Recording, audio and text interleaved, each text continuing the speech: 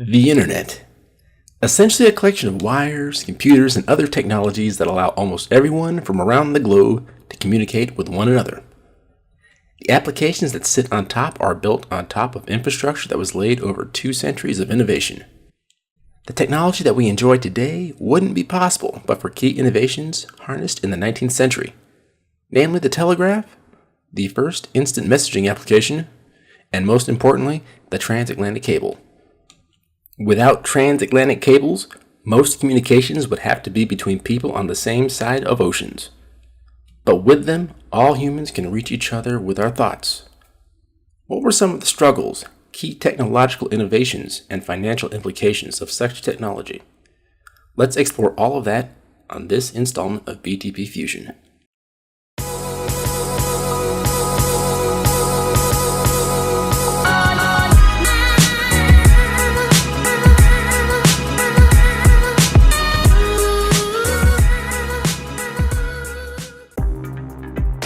At the turn of the 19th century, most long-distance communication between people occurred using some form of letter or mail service, typically enabled by some publicly funded post office. At the same time, however, discoveries in electricity and magnetism were inspiring inventors, entrepreneurs, and businessmen to experiment with long-distance communications. A key invention of that time was that of the telegraph. Several telegraphy machines were invented by different scientists and entrepreneurs, but it was the work of Samuel Morse that led to some of the first breakthroughs in long-distance communications via electric signal. Originally a painter by trade, Morse was inspired to explore a means of long-distance communication after learning of his wife's illness and subsequent death via mail, all before he had the time to return and pay his last respects. With the help from professionals in various scientific fields, such as Professor Leonard Gale, Morse was soon able to send messages up to 10 miles away using his telegraph. After a few unsuccessful attempts at securing funding from both private and public sources, the United States Congress appropriated $30,000 in 1843 for construction of an experimental 38-mile telegraph line between Washington, D.C. and Baltimore, using the right-of-way of the Baltimore and Ohio Railroad. These were all major innovations that led to massive societal change in the United States and Europe. But true global connectivity via message was limited due to the vast distances of the oceans, particularly the Atlantic Ocean. The Atlantic Ocean separated the world's greatest superpower at the time, Great Britain, and its growing former colony, the United States. The connection of these two powers would soon unite the entire world in communication excellence. And thus we introduce our main character, Syrus Westfield. A lifelong entrepreneur who was so successful he partially retired by age 33, Syrus still maintained an interest in investments and technology and searching for new ways to solve problems.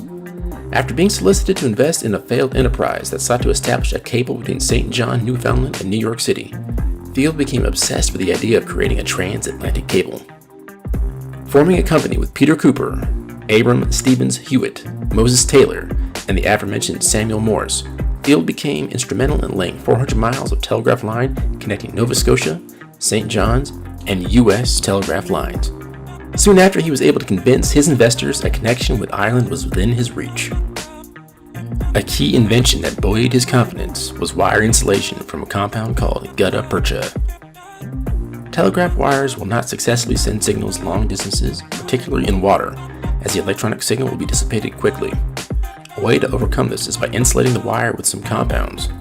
The first compound discovered that could insulate a wire in water was from the sap of the gutta percha tree, native to Singapore and Borneo. This compound was discovered in 1842 and was found to have properties similar to rubber. It was soon found to be very useful in insulating wires, particularly those used for sending and receiving of electrical signals for the purposes of communication. Before Field proposed his transatlantic cable, this compound was used to lay cable under such bodies of water as the Hudson River in New York, and connect telegraph cables across bodies of water up to 300 miles in length. The technology was all there for him to make the connection. He had the financing that he needed by selling shares in the Atlantic Telegraph Company. He put up a quarter of the capital needed by himself, by the way. Would he have the wherewithal to overcome the obstacles that would befall him? The first attempt to lay the wire resulted in the wire breaking not even 50 miles after starting. After grappling and repairing it, they tried again, but again it broke. Giving up that year and trying again the next year, they faced similar problems. This time, they took two ships, met in the middle of the Atlantic Ocean, with one side continuing on to Newfoundland and the other to Ireland. Again, the cable snapped early in the venture. Less than 3 miles had been laid. They tried again 2 more times. Each time they got further apart, but each time the cable broke. The cable snapped the last time after 200 miles of cable had been laid. Their next expedition began on July 17th, and this time the cable easily made it across the Atlantic Ocean. After connecting the cables to existing telegraph infrastructure and sending test and configuration communications, the first official transatlantic message was sent via the cable. The message read, "Directors of Atlantic Telegraph Company, Great Britain, to directors in America. Europe and America are united by telegraphy. Glory to God in the highest, and on earth, peace, goodwill towards men." The very next message was a telegram of congratulations from Queen Victoria to President James Buchanan. The enthusiasm at this success caused much celebration among the newly connected countries. In New York City, a parade and a 100-gun salute was used to mark the occasion. Later that summer, on September 1st, a parade was held, followed by a torchlight procession and fireworks displayed, which caused a fire in the town hall, an ominous sign. The cable that was laid never worked well at all. It was only able to send about 1 word a minute. That is about 1 byte a minute in today's terms, and you thought your connection was terrible. This cable was also plagued by distortion that made messages hard to read.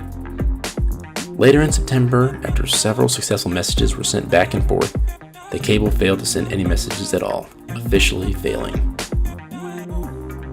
This failure was thought to be caused by the lack of knowledge and inexperience of their chief electrical engineer, Dr. Wildman Whitehouse, who was a medical doctor by trade, but a self-taught electromagnetic engineer.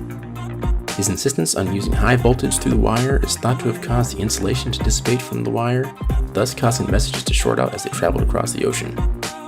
Although the official cause is disputed.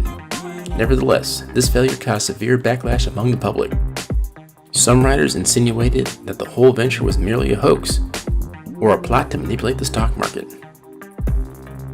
Undeterred by the failure or the backlash, Syrus Westfield was eager to try again.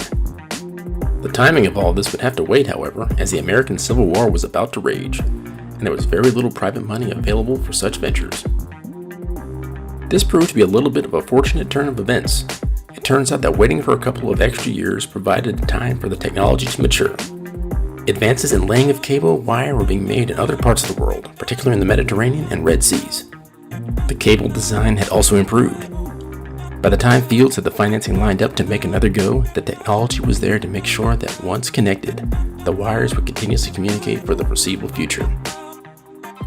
After another unfortunate cable break and another expedition on July 27, 1866, the cable had been successfully laid across the Atlantic Ocean. The next morning a message was sent, and it read, "It's a great work, a glory to our age and nation, and the men who achieved it deserve to be honored among the benefactors of their race." From that time until now, the United States and Great Britain have been linked via electronic communication channels. Whether it has been via telegraph, telephone, or through the internet, global communication has been made possible by the laying of wires across the ocean floor. First across the Atlantic Ocean, then all around the world. This communication has allowed all of humanity to become closer, to learn more about each other, and to enable more friendship and communication than at any other time in human history. So what, if any, is the connection to Elon Musk? Well, they look remarkably similar. Wouldn't you agree? Let us know in the comments down below. And don't forget to like, subscribe, and hit the notification bell for more great videos on business, technology, and personal finance, brought to you by BTP Fusion.